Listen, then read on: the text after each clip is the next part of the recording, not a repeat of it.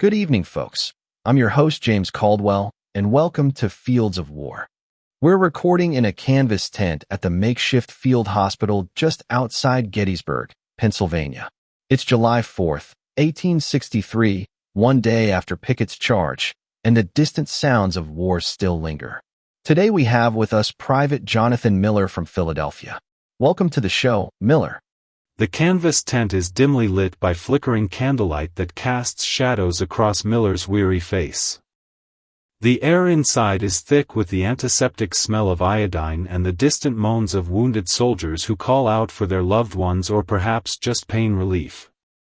Outside, the sounds of distant cannon fire still echo through the night sky, a constant reminder of the chaos that surrounds them. Miller sits on his cot, his left arm in a makeshift sling from the shrapnel wounds he received during Pickett's charge. "I reckon you're doin' fine, sir," Miller starts, his voice low and cautious, as if choosing each word carefully to avoid stirring painful memories or emotions. "Name's Jonathan Miller, folks back home just call me Miller. Born and raised in Philadelphia, right there on the streets where I could hear the clang of iron and see my father hard at work in his blacksmith shop. My mother would often sit by the window, sewing clothes for anyone who needed them. She'd sew while humming old tunes that somehow made even the dirtiest forge seem like home. I apprenticed with Dad, learned how to shape metal into tools and horseshoes. There were times I dreamed of adventure, of traveling beyond the cobblestone streets where horse-drawn carriages clattered by day and shadows crept at night, but mostly, I felt tied to this place, loyal to my country. When the call came, I reckoned it was time to answer, even though that meant leaving behind everything familiar." Miller pauses, his eyes gazing past the interviewer into the darkness of the tent's far corner. The weight of his decision hangs heavy between them for a moment before he continues, almost in disbelief of how much had changed since those days. "I remember looking up at the sky after signing up, seeing stars that seemed closer than ever, and thinking about all the stories my father would tell me, of heroes and battles fought long ago. Little did I know then how quickly my own story would become part of history." His fingers trace a path over the faded blue fabric of his uniform, now stained with mud and blood from days on the field. Despite the scars visible in his eyes, Miller tries to hide behind humor, but it's clear he's wrestling with emotions that run deep beneath the surface.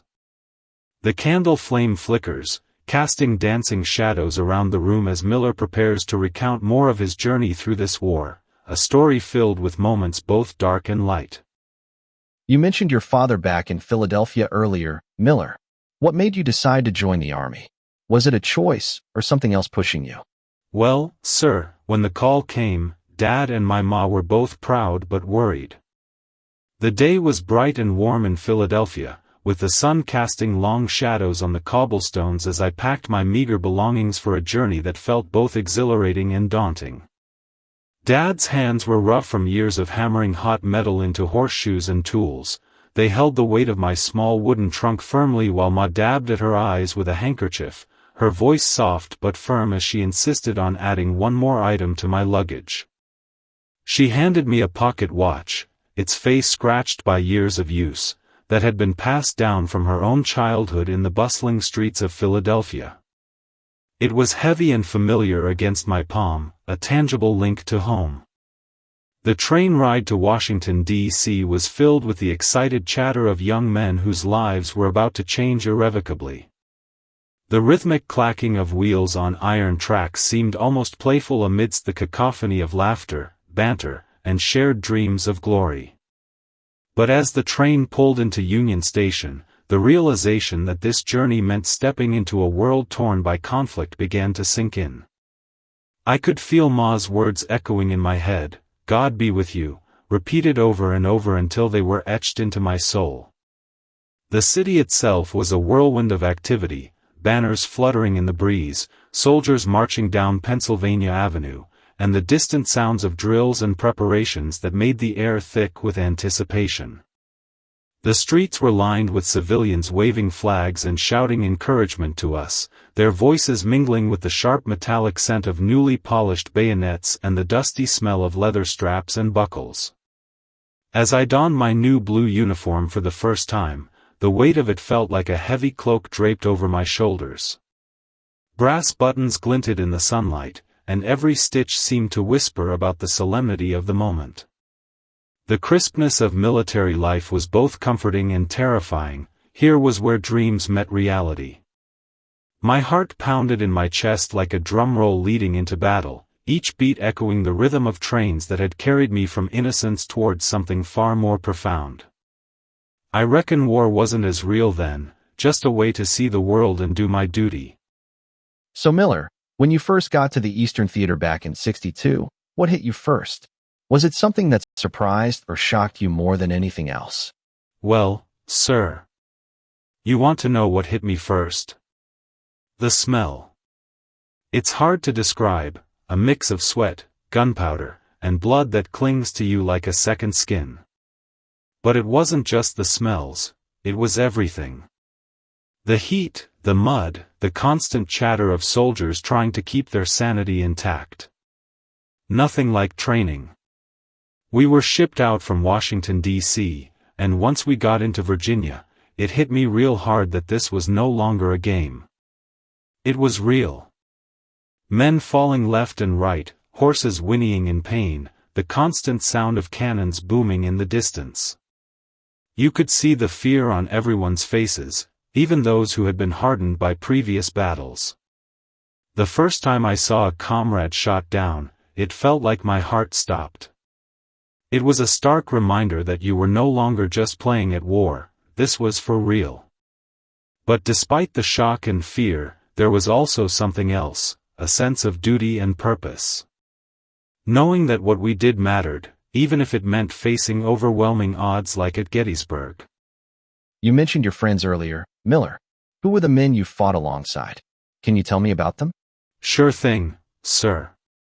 There was Billy Thompson. He went by Billy and hails from Pittsburgh. He was the cheekiest of us all but had a heart of gold.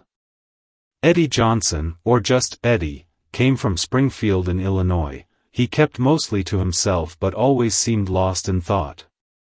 Then there was Chris Foster, we called him Foster, who's from Washington, D.C., and boy did that kid know how to keep morale up. No matter the situation, he'd have a joke or two ready to make us laugh.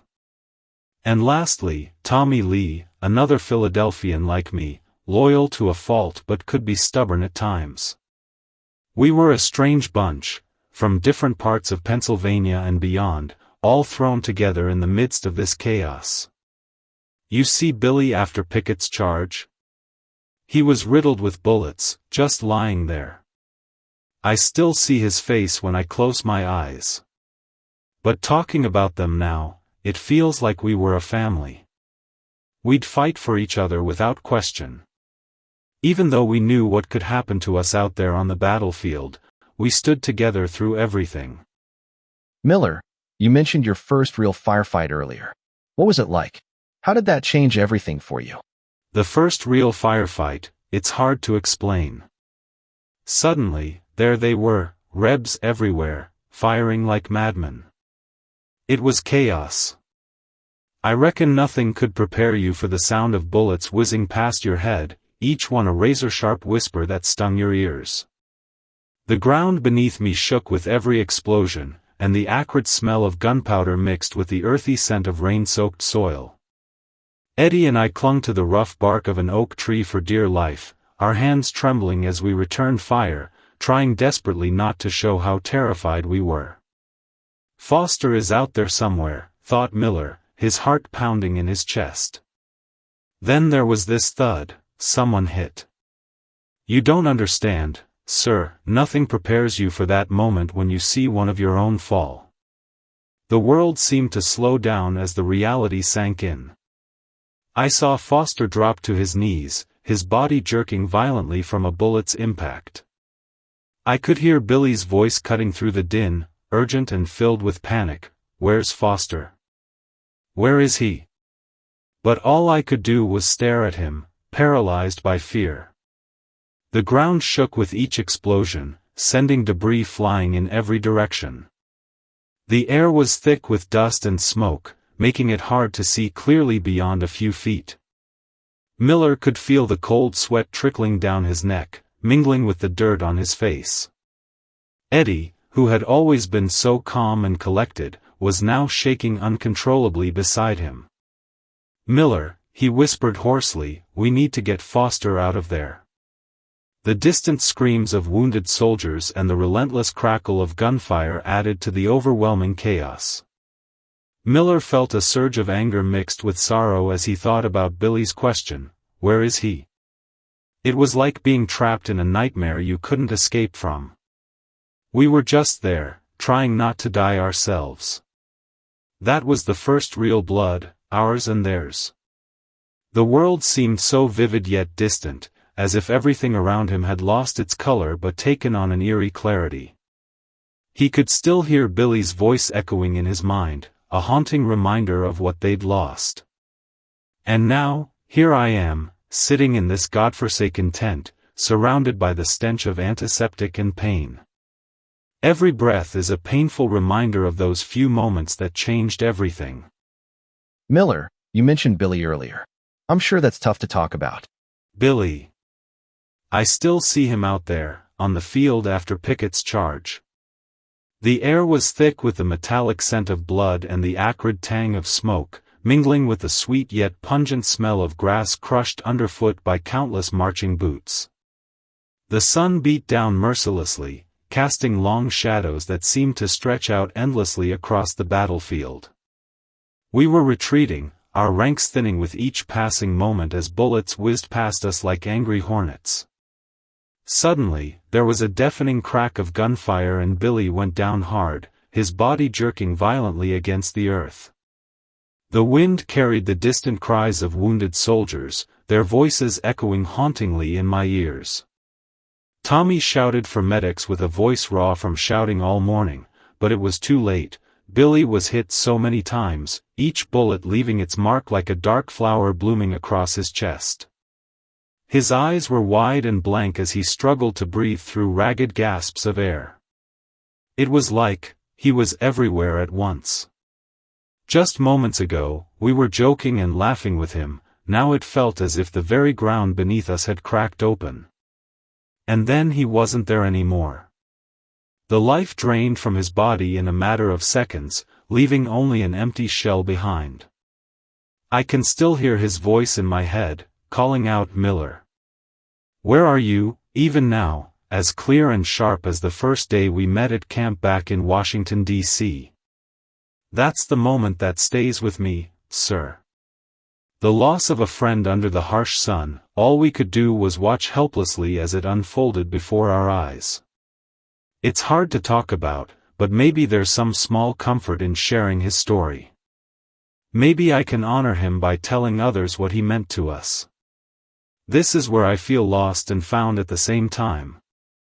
Lost because Billy was more than just a squad mate, he was my family out here on this hellish stretch of earth, our bond forged in blood and shared dreams of returning home alive. Found because by speaking his name and remembering him, I can keep him close, even when he's gone. I reckon talking helps me deal with the weight of it all. It's a way to breathe through the sorrow, to find a semblance of peace amidst the chaos. And so, I will continue to tell Billy's story because it's the least I can do for my friend who fell under the July sun. Miller, you mentioned Pickett's charge earlier. I can only imagine what that must have been like for you and your squad. Take a moment, take some water if you need it. It was the 4th of July, sir, but we were worlds away from any celebration. The day before, the air had been thick with the stench of gunpowder and fear, mixed in with the faint aroma of antiseptic wafting from the makeshift field hospital where I now lay, my left arm bound up in a ragged sling. July 3rd, Pickett's charge. We found ourselves yonder at Devil's Den, the very epicenter of hell on earth. The ground was littered with bodies, Confederate and Union alike, their uniforms stained dark with blood against the dry, cracked soil. The smoke from countless musket shots had turned into a thick fog that seemed to suffocate us all. Every breath felt like inhaling fire and death. It wasn't just the heat of the day or the heavy humidity weighing on our shoulders, it was the sheer terror in everyone's eyes, the raw desperation of men fighting for their lives against an impossible foe. Then came the order to charge up Little Round Top, a desperate attempt to reclaim ground that had slipped through our fingers. The slope was steep and treacherous, with boulders and loose earth making every step precarious. But we knew what we were facing, a seemingly endless tide of Confederate soldiers pouring down from the heights above us like waves crashing against a crumbling shore. It was during this chaos that I saw Billy. He had always been our cheerleader, with a ready smile and an even readier joke to lighten the mood when things seemed darkest. But now he lay on the ground, a stark contrast between his blue uniform and the red stains of his blood. Bullets had torn through him like paper, yet in those final moments, his eyes sought out mine. He called my name, but there was nothing I could do to save him from that nightmare he was trapped within. The sound of distant cannon fire still echoes in the background as I recount this, a grim reminder of the war's unrelenting march forward. We couldn't hold Little Round Top, it was simply too much for us to bear. The Rebs poured over our lines like a flood, and we were forced into retreat, every step a testament to Billy's sacrifice and his final plea for help that I could never fulfill. I reckon there's nothing in this world that can prepare you for losing your closest friend right before your eyes, knowing with certainty that he was beyond saving. And now here I am, lying on this cold canvas stretcher in a tent filled with the distant moans of other wounded soldiers, haunted by memories but somehow unburdened by sharing them. Miller, you've talked about losing Billy and fighting through some of the worst days. But how close did you come? I know sometimes it's hard to talk about. I reckon that day was when it all happened, right after we lost Billy. The air was thick with the acrid smell of gunpowder and earth mingled with antiseptic, creating a sickening aroma that clung to our clothes and hair like an unshakable shadow.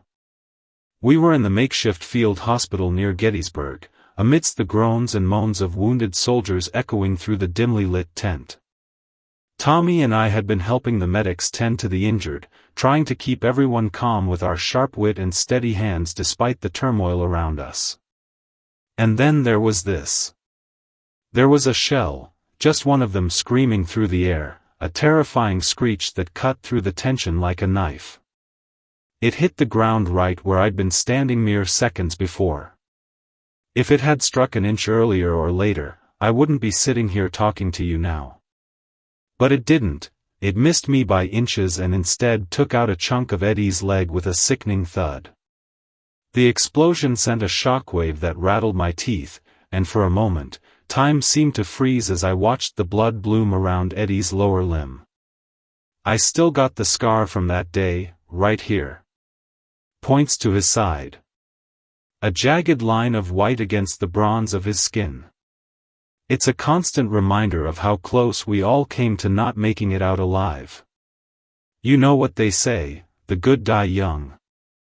But for some reason, fate saw fit to keep me around a bit longer. I can still see Billy's body on the ground after Pickett's charge, his chest riddled with bullets. It was like everything drained out of him at once, the life, the laughter, the hope.